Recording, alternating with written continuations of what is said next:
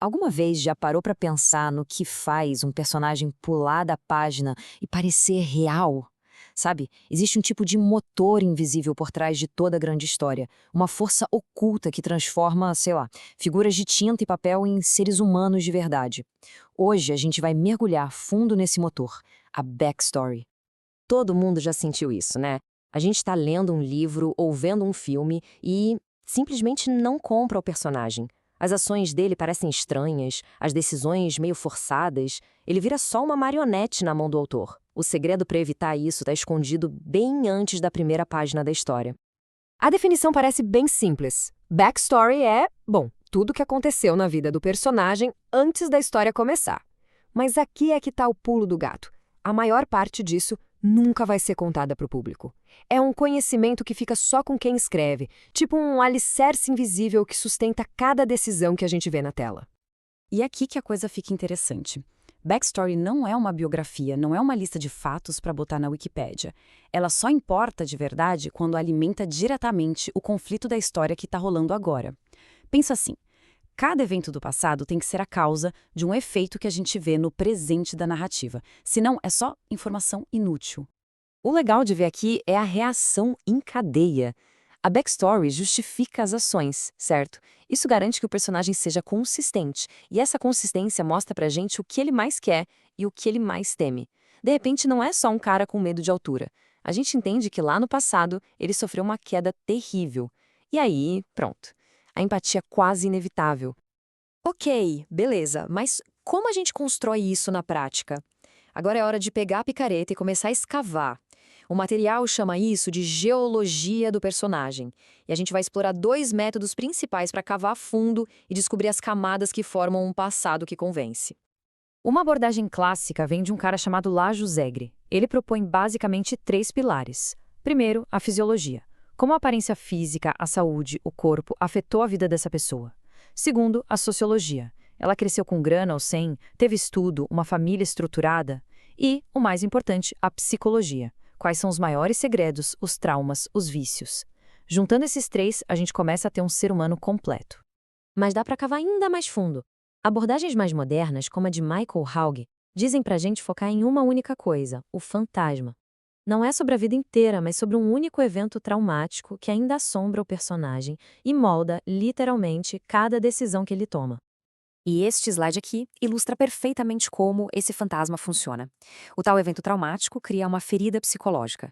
Para se proteger dessa dor, o personagem constrói uma muralha, uma crença falsa, tipo é melhor ficar sozinho ou não dá para confiar em ninguém. E a história toda que a gente assiste é, na verdade, a jornada dele para derrubar essa muralha e finalmente curar aquela ferida original. Faz todo sentido, né? Então, agora que a gente construiu esse passado rico e complexo, vem o grande desafio. Como revelar isso para o público sem simplesmente parar a história e matar o ritmo? Vamos entrar agora na arte de tecer essas informações na narrativa de um jeito elegante. E o primeiro passo é saber o que não fazer de jeito nenhum, o famoso infodump. Esse é o maior erro de quem está começando a escrever.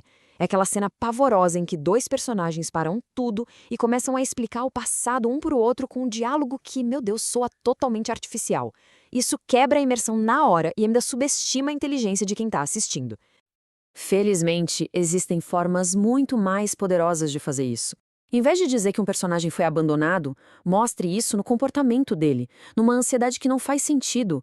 Use pistas visuais, uma foto antiga, um objeto quebrado, coisas que fazem a gente se perguntar, qual história é disso aqui? E revele o passado não numa conversa calma, mas numa briga, numa discussão explosiva. Porque, vamos combinar, o passado geralmente dói. E mesmo quando se usa uma ferramenta mais direta, como o flashback, tem uma regra de ouro, cortesia do mestre Sid Field. Um flashback não pode ser só uma explicação, um PowerPoint do passado. Ele precisa ser uma cena dramática por si só, com começo, meio e fim, com seu próprio conflito. E, o mais importante, ele tem que revelar algo que muda o jogo no presente. Agora chega de teoria, né? Vamos ver como esses conceitos funcionam na prática. Vamos dar uma olhada em como backstories muito bem construídas se tornaram a espinha dorsal de alguns dos personagens mais lendários que a gente conhece. Começando pelo exemplo definitivo. O assassinato dos pais do Bruce Wayne não é só um evento. É o motor de tudo. Justifica o traje, a missão, a recusa em usar armas de fogo. Cada soco que o Batman dá no presente é um eco direto daquele momento trágico no beco do crime. A mesma coisa com o Harry Potter. A backstory dele é a história. A morte dos pais e a cicatriz na testa não são só detalhes. Elas estabelecem o destino dele, a conexão com o vilão e o conflito central de toda a saga desde a primeira linha do primeiro livro. E aqui um exemplo genial de uma backstory que a gente quase não vê.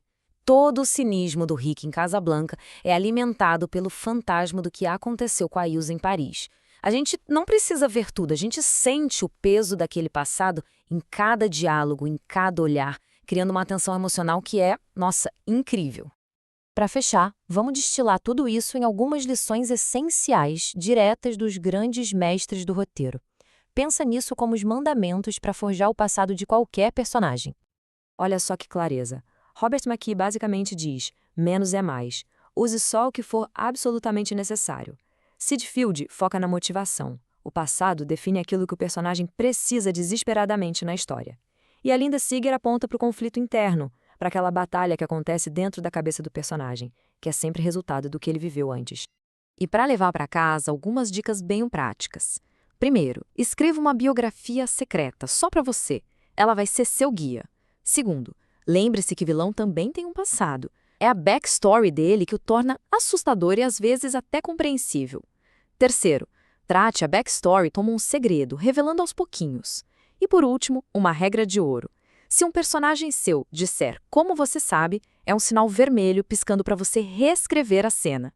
No fim das contas, o ponto central é este. A backstory dá peso, dá significado a tudo que a gente vê na tela. É o que transforma uma sequência de eventos numa jornada inesquecível. Então, lembre-se, construa o passado com cuidado para que o presente se torne impossível de esquecer. E fica a reflexão: qual é o fantasma que assombra o seu personagem favorito? Pensa nisso.